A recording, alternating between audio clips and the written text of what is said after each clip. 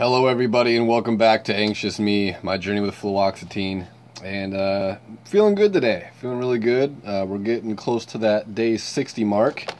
And I honestly don't remember when my next appointment is to get like my prescription refilled, but I have 3, 6, 9. I have 9 pills left. So a little over a week left of medication, and then I'm going to have to start, and I guess, I can't remember if I have an appointment set up already or if I need to make one. And get a refill, so I'm curious to see if they're going to raise my dosage or if they're going to keep it the same.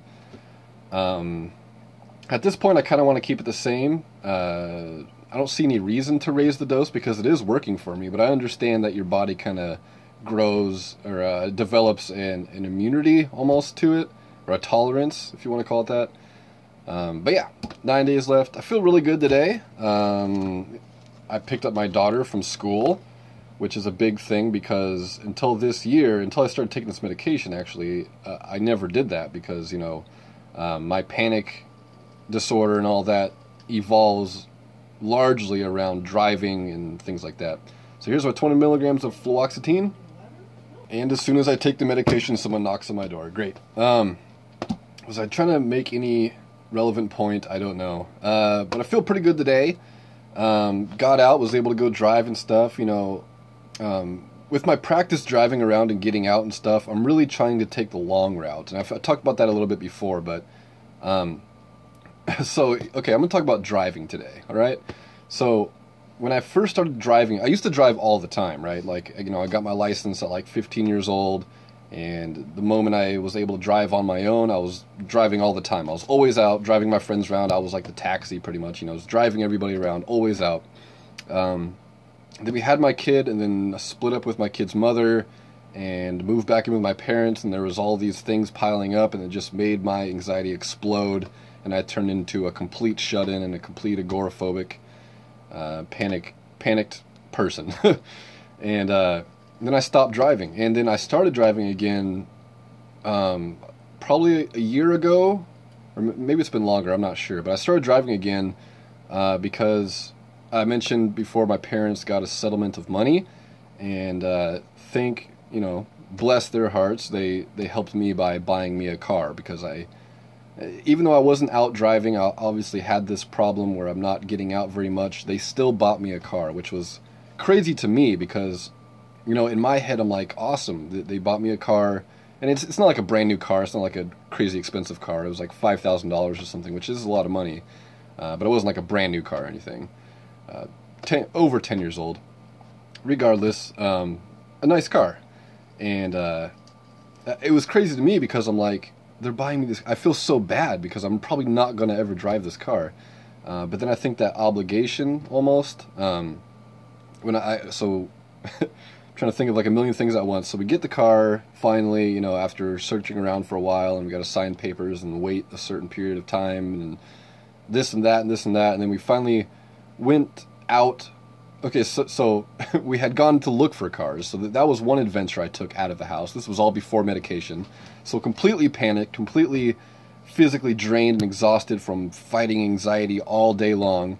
You know, the whole day we were looking at cars and stuff. So, but we found one that I kind of settled on because I was just exhausted, didn't want to look around anymore. You know, just total freaking out, panic, all that stuff.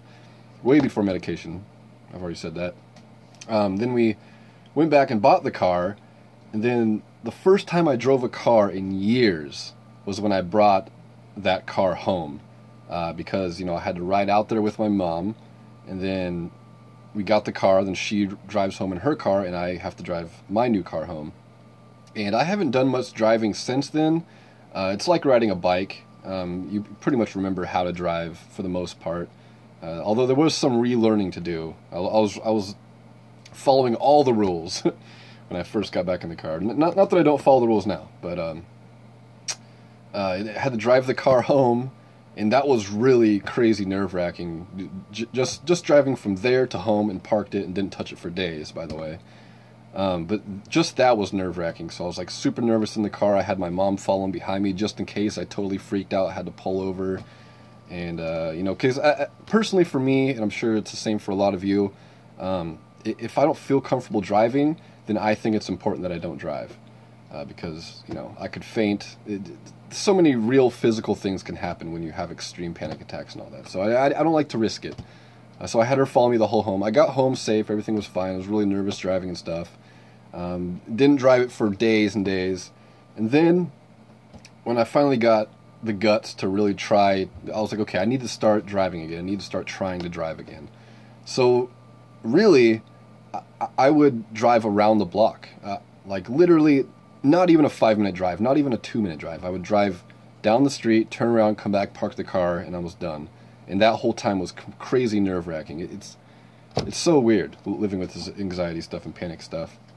So it started out like that, and then I started driving, you know, down the road a ways, and then back up and home. And then I tried driving around the block a few times, then come back home. Never out driving very long. And then I started practicing driving to the store with people.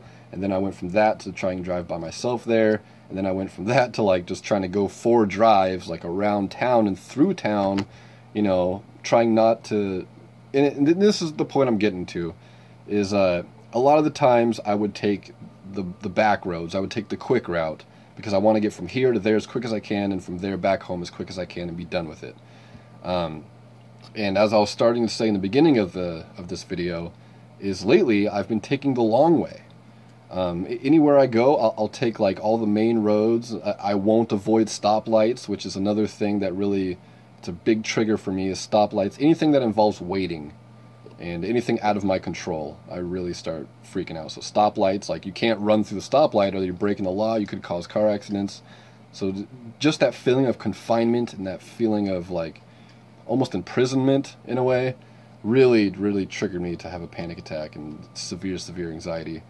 You know, and almost every time I had severe anxiety, it went straight to a panic attack. 99% of the time, I would go straight to panic attack. The other 1%, I would just have extreme anxiety and, you know, just barely miss a panic attack or something. But that hasn't happened in a long time, and I'm really happy about that. And I really do owe it to this medication. I do believe. And owe it to myself because I'm out there practicing and I'm out there testing the grounds and pushing the limits. And I think that's really important too. You can't put all your faith in the medication. You can't put all your faith into the Prozac. You can put a lot of it in because it is, I don't want to say a miracle drug, but it's working for me. And I was very, very doubtful, you know, at first. You know, for many years I would refuse to take medication. But it just feels good now to take the long route places and to go for long car rides and to not really even have to think twice about going to the store. If I have to go to the store and get something, I can get up right now. I can end this video. If there's something I needed to get at the store, something I wanted to get, I could probably get up right now, end this video, go straight to the store. No problem. Come right back, no problem. And I'm even noticing it in my own videos, how comfortable I am just doing this driving around stuff. Because a couple of days ago, I went out of town again to get all this dressers and stuff. We had to rent a truck, like a big box van, to pack it all into, then drive it all the way back here, then unpack it, then drive back out to the place to get our car. And I don't even really talk about it much in depth. Whereas before, I would, you know, be really excited about talking about it. And I want to still be excited about doing these things, and I am still excited about doing these things, but it's kind of cool to see that I kind of glaze over it. And it's kind of cool because that means this is becoming almost a norm for me. Like doing these things is becoming normal, which is what I want. I want to have this normal life, you know, normal life, whatever. So I think it's just what I want to talk about today was driving. I mean, forget driving. Like before anxiety and before it got really bad, I've always had anxiety, but before I recognized it as panic disorder, agoraphobia, all the, you know, this and that, I drove all the time. I was driving around all over the place. Once it got bad, I didn't drive at all, and it took me a lot to get back into driving. And once I started driving again, it was, you know, I wasn't driving anywhere. I was driving around the block, coming right back. But now I'm doing so much better. So really happy to talk about that. And getting a new car helped because I think a lot of my driving anxiety came from the old vehicle I had. This old vehicle I had, it would break down a lot. But it was a trooper though. I've had it since I was a kid.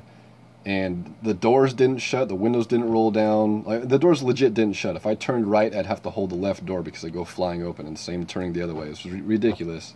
You know, it made clicks and bangs whenever I turned because of, like, you know, something in the turning mechanism. I don't know. I know I have a beard. I look like a man's man, but I don't know cars for shit, guys. But I think that gave me a lot of driving anxiety because that car was nowhere reliable. So now that I have this car that, you know, the heat works great, the doors lock, it's all, you know, I got the push button lock thing, and it's a very reliable car. It's low miles. It drives nicely. It's nothing crazy. It's not like a truck like I had before. It's just a little four-door car, easy to drive around, easy to maneuver, and I think that was really important to get me back into driving again. I love to have a truck now. Now that I'm kind of into the groove of driving, I'd love to have a big old truck. That'd be awesome. But anyways, I'm rambling at this point. We're over 10 minutes. Thank you guys for watching. I know. So just this very second, I realized today I was supposed to be talking about comments and questions that I got. I said the last 5 days of this 60-day thing, we're going to be doing that. Totally forgot. I apologize for that. We'll do it tomorrow. I promise. Tomorrow I will actually remember to read your questions and address them tomorrow. But anyways, we're out of time today. Have I taken... I did take my medication, right? Yes, I did. Okay. Thank you guys for watching, and I will see you guys tomorrow.